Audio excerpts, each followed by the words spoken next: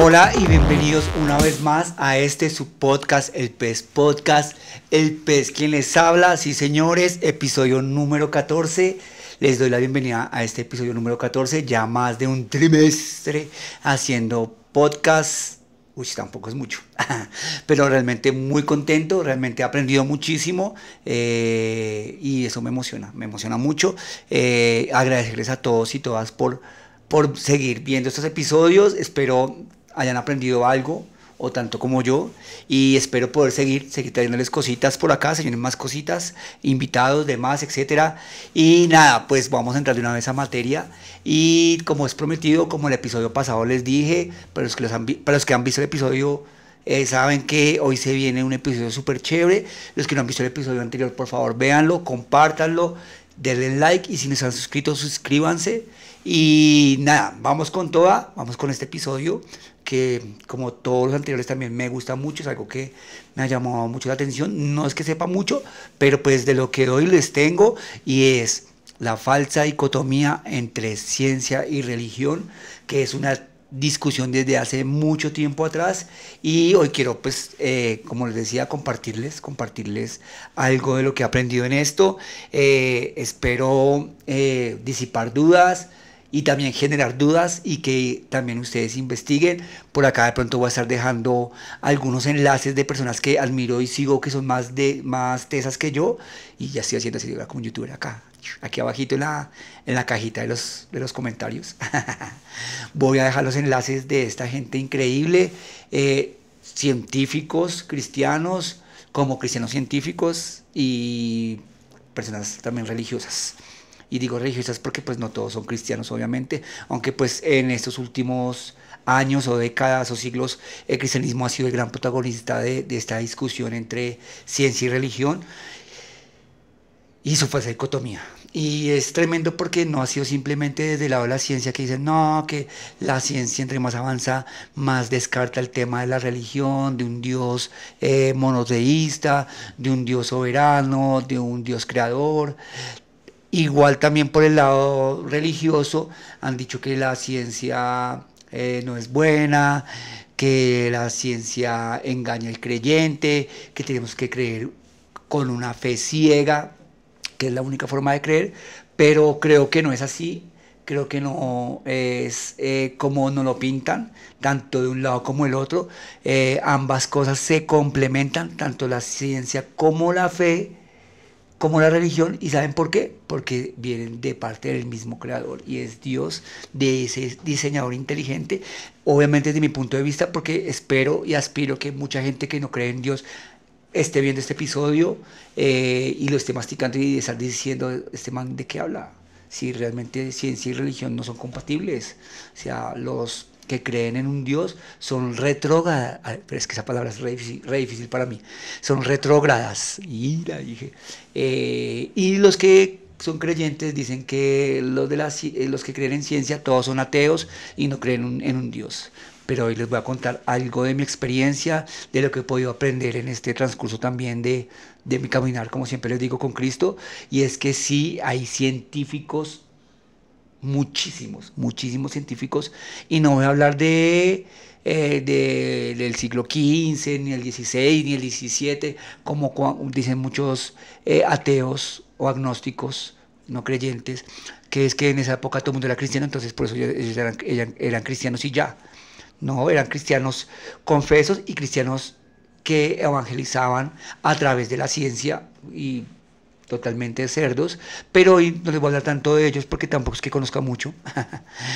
Pero sí les voy a hablar de científicos modernos que están vivos aún, que han sido personas influyentes, que han cambiado el mundo como lo conocemos a través de la ciencia, y que también son, digámoslo así, militantes cristianos que realmente confiesan su fe y no simplemente dicen, sí, yo soy creyente, sino que también comparten de ella, no solo en su casa, sino también han estado en, ¿cómo se dice?, en debates y demás cosas también con ateos y agnósticos muy reconocidos, como Richard Dawkins, como Carl Sagan. Yo creo que todos conocemos a Carl Sagan y a Richard Dawkins, son como los referentes más conocidos.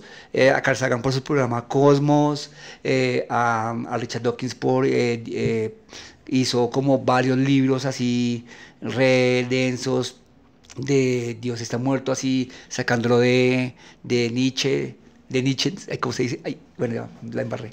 Pero bueno, como ese man, y qué más, y muchos libros, tiene muchísimos libros, obviamente en contra de Dios, que Dios está muerto, que Dios simplemente es un refugio para los que no encuentran respuesta en la ciencia, etcétera, etcétera, etcétera.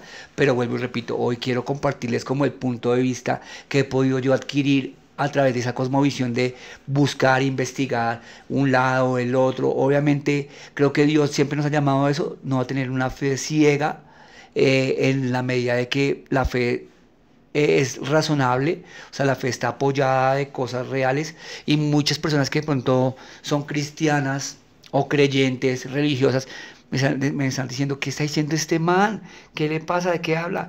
Y les voy a leer un versículo de la Biblia que está en Juan 20, 30, 31, que es muy bonita esa parte porque es cuando, esto es después de que Jesús se le aparece a Mateito, que, Mateo no, a Tomás que Tomás decía, no, pero yo no creo que el man haya resucitado, que estuvo acá, y después de que Jesús se le aparece a él, que le dice que me ponga el dedo en la herida, en el costado, dice, Jesús hizo muchas otras señales milagrosas en presencia de sus discípulos.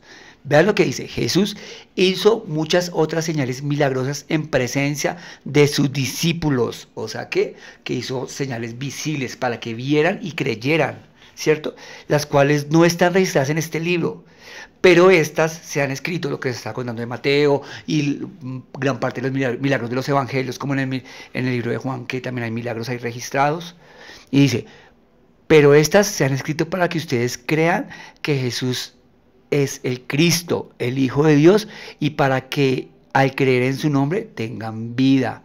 Y es tremendo porque ahí nos está mostrando que está bien, de pronto a veces no tragar entero y no simplemente creer en una fe ciega, que es lo que nos dicen y punto, aunque pues la fe obviamente es importante. En Hebreos 11:1 también dice, ahora bien, la fe es la garantía de lo que se espera y la certeza de lo que no se ve. Entonces ahí están ambos aspectos, pero démosle como ese contexto y esa aplicación correcta, y no siendo correcta para todo el mundo igual, sino según cada persona pueden darle como esa aplicación a este tipo, a estos versículos. ¿Listos? Porque esos, boté una baja, perdón, esos versículos son claves en ese aspecto. ¿A qué voy con esto? A que realmente podemos creer en una fe razonable, en una fe basada en hechos históricos, como la muerte y resurrección de Jesús, que es un hecho histórico, verificable, documentado. Pueden buscarlo, si quieren googlearlo en Wikipedia, o no sé, si quieren, hay una película que es muy brutal, era un ateo también muy importante, se me fue el nombre ahorita, pero tiene un libro, primero fue un libro y después una película. Yo me vi primero la película y después leí parte del libro, la verdad no lo terminé de leer, porque pues me había visto la película y ya como que... Pero es muy chévere y se llama El caso de Cristo. Véanla. Esa película para mí fue uno de los primeros pasos en ir a buscar esa fe razonable, esa fe soportada en la ciencia, en la historia, en la filosofía.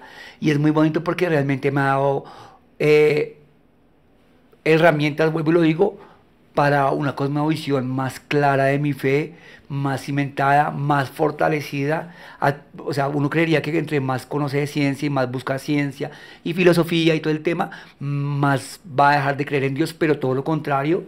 Y hay una frase brutalísima de un man, de un man que es de uno de mis héroes de la fe, que yo sé que todos han escuchado de él, y es escritor, es filósofo, también fue predicador, y es este escritor de los libros más brutales que pueden haber, de los libros más brutales que pueden haber, y son las Crónicas de Narnia, que son libros brutalísimos, que obviamente pues ya han visto las películas. Y si ese Luis dice... Ay, sí, ay, no, yo tanto preludio que le di, aunque bueno, él también lo dice, lo nombra, o sea, lo trae a colación, no lo dice él, lo han dicho varios, pero él también es uno de los que lo dice, y es que en el primer trago de ciencia, que te imagines como la ciencia un vaso, y en ese primer trago de ciencia te haces ateo, pero en el fondo del vaso te haces cristiano, te haces creyente. Y es porque realmente cuando vemos la fe, cuando tomamos este tema de la ciencia muy superficialmente, sí, se terminan argumentos de que no, que sí, que Dios no existe, pero cuando empezamos a indagar y a sumergirnos más en ese mundo de la ciencia, y etcétera, realmente nos damos cuenta que es más factible creer en Dios, es más sencillo tener fe en ese Dios que nos muestra la Biblia que el no creer en Él. Se necesita más fe para no creer en Dios que para creer en Él. Y es brutal porque, como les estaba diciendo, estos manes como Richard Dawkins, Carl Sagan, que son manes que son, digámoslo, ¿cómo decirlo?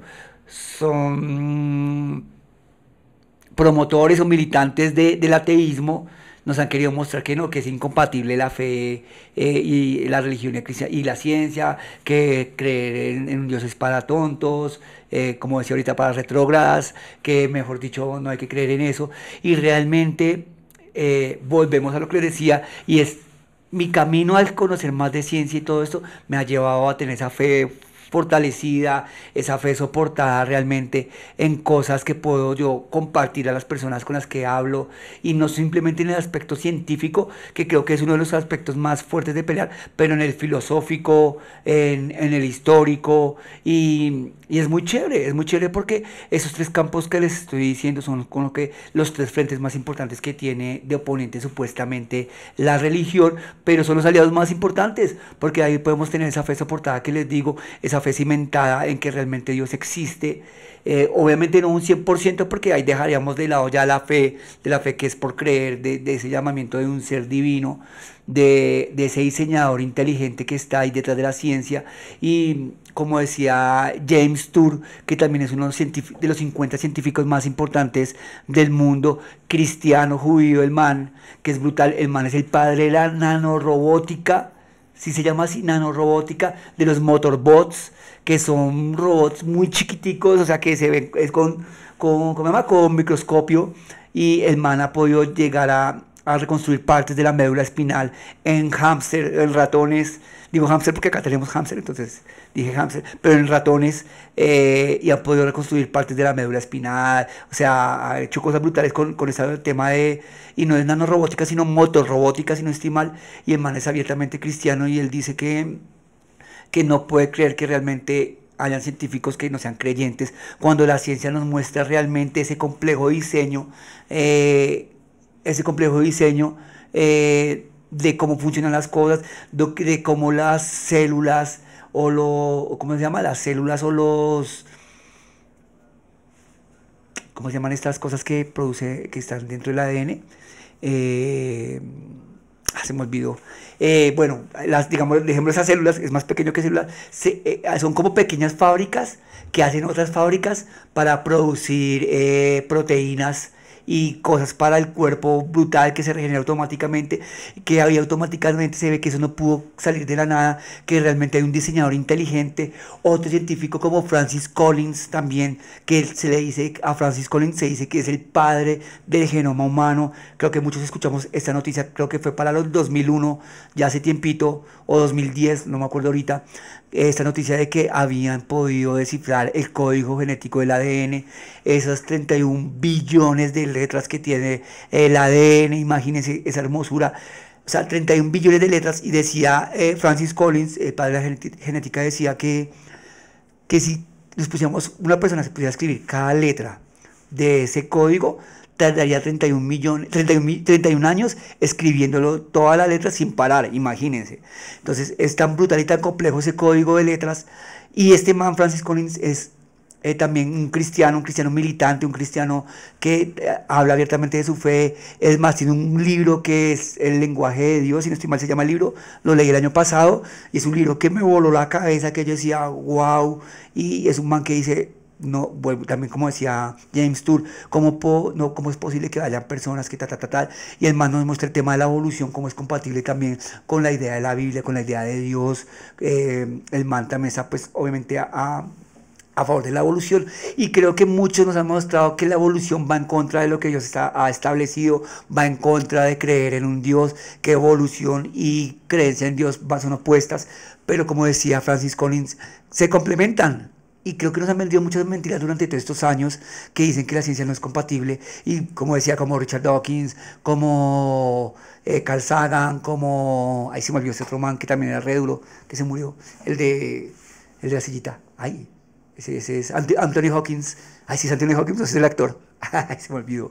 Bueno, entonces, es brutal porque... siempre fueron en contra de eso, pero eran personas que siempre también estaban sobre la metafísica, sobre el tema de hipótesis, de pensamiento en fe de ellos, porque ellos creían en ciertas cosas, pero también era cosas que no habían comprobado la ciencia, como en su tiempo también le pasó a Copérnico, que también cuando dijo que la Tierra, que el universo no giraba alrededor de la Tierra, sino la Tierra alrededor, y el man creía en esa, no lo comprobaba, pero bueno, al final pues se comprobó que sí era así. Bueno, el man fue un video ahí, bueno, no sé por qué dije eso, pero a lo que voy es que realmente eh, podemos ver que la ciencia sí es compatible con la religión, y que caminan de la mano, y que es invento de Dios este tema. Y hay una palabra, una frase también de C.S. Luis, perdón. Por aquí la tengo por acá. Y es muy bonita porque dice esto: los hombres se hicieron científicos porque esperaban ley en la naturaleza. Y esperaban ley en la naturaleza porque creían en un legislador. Y es brutal porque realmente las leyes de la naturaleza son reales. Hay algo que es muy bonito que se llama ajuste fino. Y el ajuste fino son como más de 200 características que tiene que tener el universo para ser universo, para mantenerse como en órbita los planetas, que la Tierra tenga la temperatura que tiene hoy en día. Obviamente pues por el tema del mismo ser humano, pues la temperatura ha cambiado, el clima, todo este tema. Pero digamos que digamos un ejemplo, de esas leyes del ajuste fino es que el planeta Tierra, que es el tercer planeta del universo, del sistema solar, perdón, tiene que estar a tantos grados y a tanta distancia, perdón, del Sol, porque si estuviera como, no sé, un grado más cerca del Sol, todos nos quemaríamos, pero si estuviera un grado más lejos del Sol, todos nos congelaríamos. Y es uno de los 200 y pico de cosas que hay, como la gravedad también sostiene también el centro de gravedad del Sol, la gravedad de los planetas, de la Tierra, etcétera, sostiene también la vida como la conocemos. Otras cosas que también son perfectas y son finas, por eso es ajuste fino. Esa teoría nos muestra que realmente hay un diseñador inteligente, y como les estaba diciendo ahorita, el tema del ADN, cómo podemos ver que detrás hay un diseñador. Y Francis Collins da un ejemplo muy brutal, que yo lo digo mucho cuando hablo con las personas, y es que imagínense ustedes caminando por la playa, van caminando por la playa, y de repente, escrito en la arena de la playa, encuentran con que el nombre de ustedes está escrito: Pepita Pérez, Pepito Pérez, Camilito, Andreita, Santiaguito, cualquier nombre que ustedes quieran poner ahí en la playa.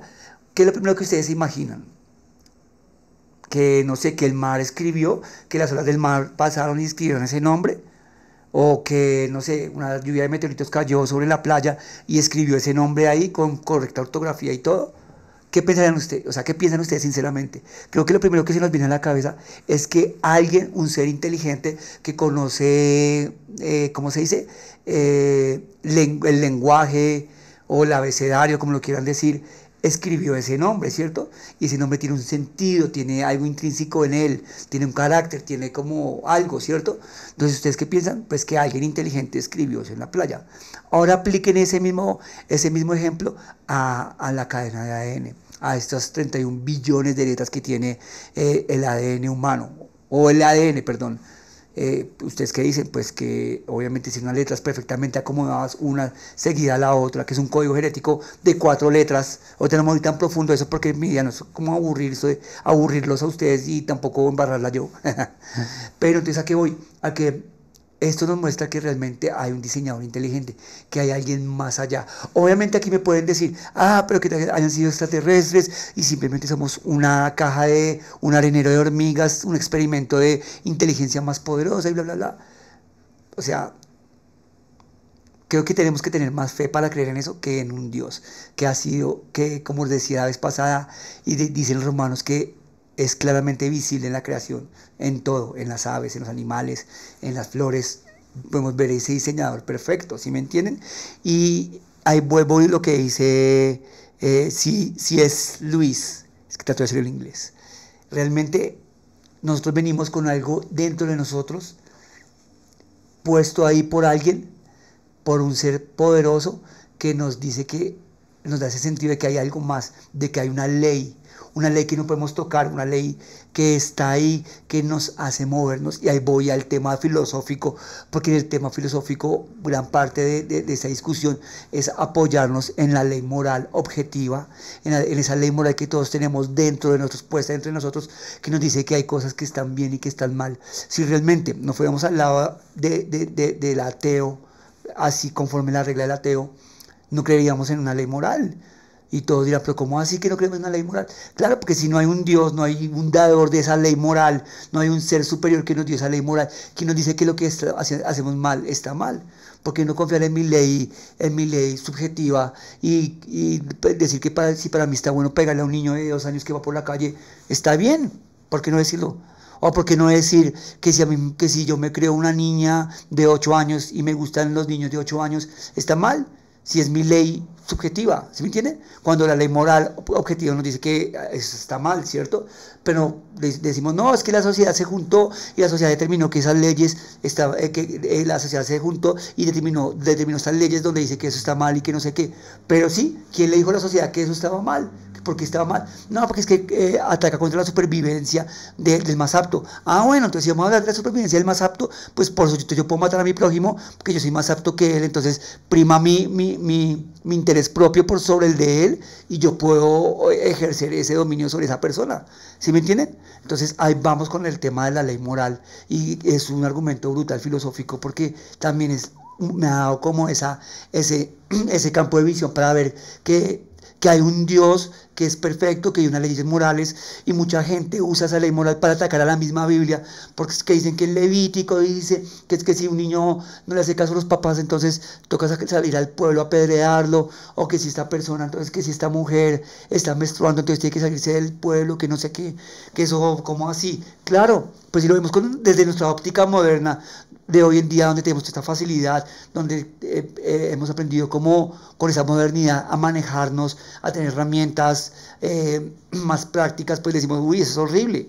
Pero si vamos a la época donde este pueblo judío, este pueblo de Israel, venía de 430 años de esclavitud en Egipto, que estamos hablando de miles de años atrás, donde si nos damos cuenta en Estados Unidos cuando hubo la esclavitud, nos parecía terrible porque veíamos a personas negras en casuchas, durmiendo en el piso y comiendo con lo mínimo y los cascaban y nos parecía horrible.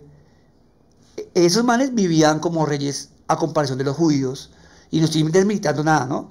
Pero vivían como reyes porque los judíos en esa época sí era peor, o sea, dormían en la calle como perros, o sea, no tenían nada de ellos, comían era por ahí pura lavaza y cosas que podían escarbar por ahí. Realmente fueron personas que duraron 430 años viviendo como animales, literal como animales, eran vistos como animales de carga, o sea, no valían nada, y vemos que 430 años son más o menos, no sé, 4 generaciones con esa mentalidad de pensar, pues ellos vivían como animales, entonces no les importaba nada, el tema de la asepsia, el tema de simplemente la convivencia con otros, pues no era tan bueno. Sí habían como personas que eran como ancianos, como dirigentes, que estaban como en un lugar más alto, que sí tenían como más conocimiento de la cosa, pero ¿a qué voy? A que realmente ellos no tenían conocimiento de muchas cosas, por eso es que Dios dio estas leyes tan radicales y esta estructura, o sea, si vemos Levítico y leemos todo Levítico,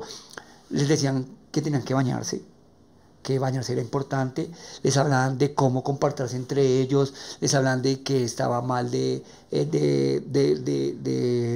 estaba mal, no sé, matar al otro porque sí. Entonces como que empezar todas esas leyes que para nosotros al leerlas nos parecen ilógicas, como que ya está basado en nosotros, como que ya está dentro de nosotros esa ley, porque ellos tenían que decirlas, porque en esa época no estaba en ellos esa ley, no estaba esa ley que Dios nos puso, ya después mucho tiempo atrás Dios promete que va a poner esa ley en nuestro corazón y que desde la ley moral y etcétera, bueno, en fin.